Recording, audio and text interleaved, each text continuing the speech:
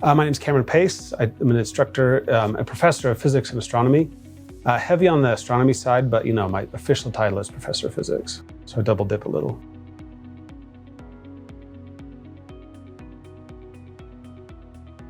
So astronomy is what I do and what I love. I started in that as a kid, honestly. So growing up in Bicknell, Utah, just kind of over by Capitol Reef, our very small town had very dark skies.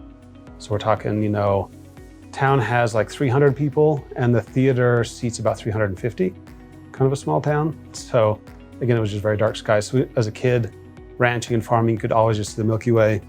And my mom would always just be like, you know what, I'm going outside and look at the stars. Mostly when she was sick of us kids, she'd go out there, but she did that a lot.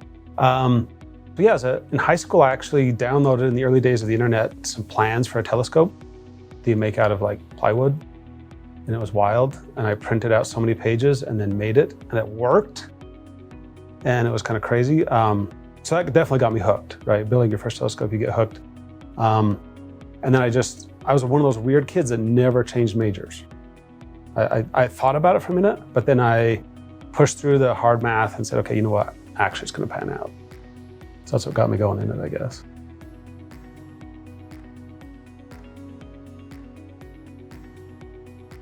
Yeah, so I went to grad school in Indiana, go Hoosiers and stuff, and they had a telescope in Arizona because, you can't do astronomy in the Midwest. It's too light polluted, it's too cloudy. So we had a telescope in Arizona, but turns out Arizona can get cloudy too.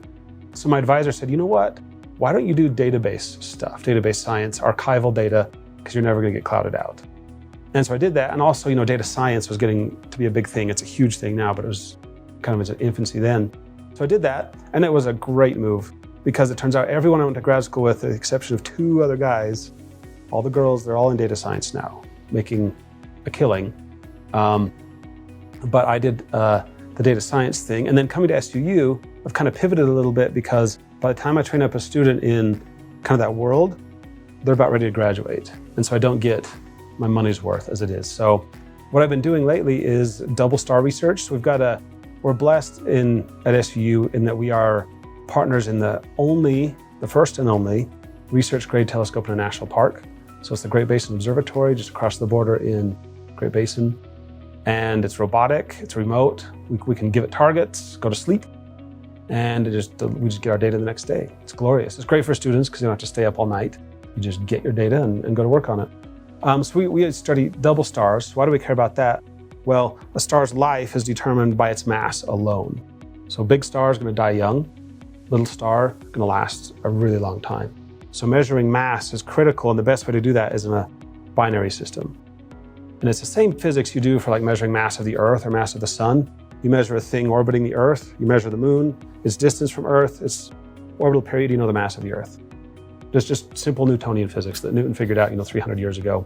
So we apply that to double stars. It's been great because I have students of all majors that participate. I have students that are now public defenders in Vegas that did this. I have students that are paleontologists that did this, just the gamut, I guess. And it's fun. You get to say, I worked on a telescope, Mom. So it's definitely got kind of a wow factor that they like.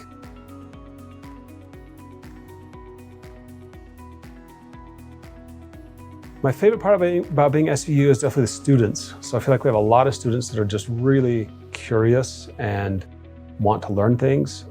In my Gen Ed astronomy class right now, we're horribly behind, which is fine because we're answering their questions.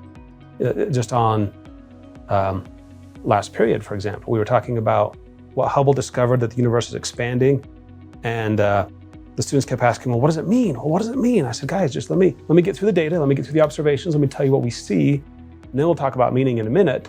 But they're just so anxious to learn why things are the way they are and what causes this and what causes that. So just the natural curiosity of the students really gets me going. I love it. I love to work with them.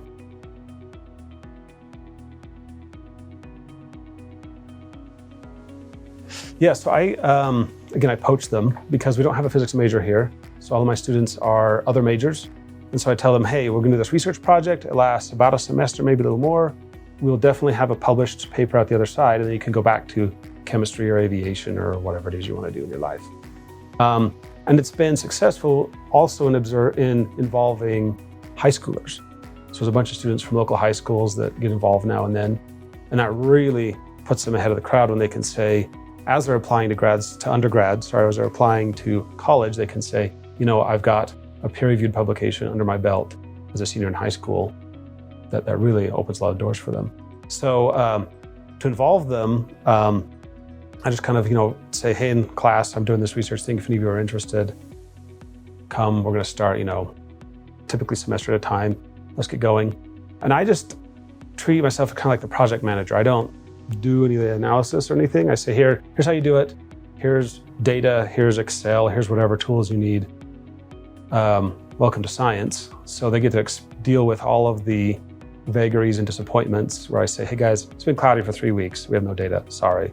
Or the telescope's broken. Or, you email an astronomer somewhere else to get data and they haven't responded. Well, welcome to real life. These are problems you're going to deal with. And then at the end of it, I say, here's the bait and switch. Y'all are science majors, so you can avoid English. Guess what? It's writing. At least half of it is writing. Because if you can't communicate your results to others, nobody really cares what your results are at the end of the day. But still, it's great fun. And at the end of it, they always beg, even though it's a robotic telescope, they want to go see it, to participate there, to just say, I went to the telescope, get a nice photo op in front of it, kind of a deal that they can show people. Yeah, so I never lack for students.